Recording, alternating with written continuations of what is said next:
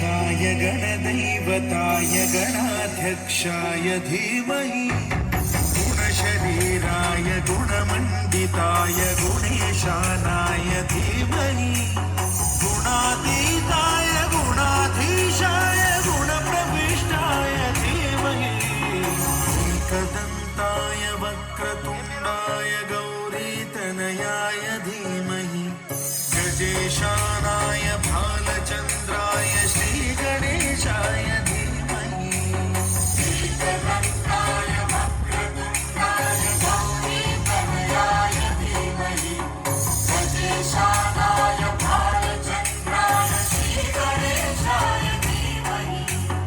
गानचतुराय गानप्राणाय गानान्तरात्मने गानोत्सुकाय गानमत्ताय गानोत्सुकमनसे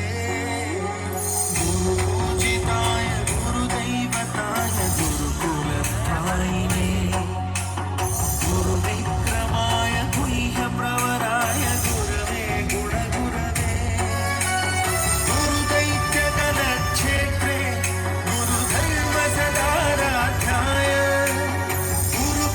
गुरुपुत्रपरित्रात्रे गुरुपाखण्डखण्डकाय गीतसाराय गीततत्त्वाय गीतगोत्राय धीमहि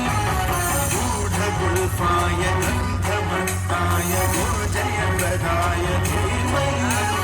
गुणातीताय गुणाधीशाय गुणप्रविष्टाय धीमहि एकदन्ताय वक्रतुण्डाय गौरीतनयाय धीमहि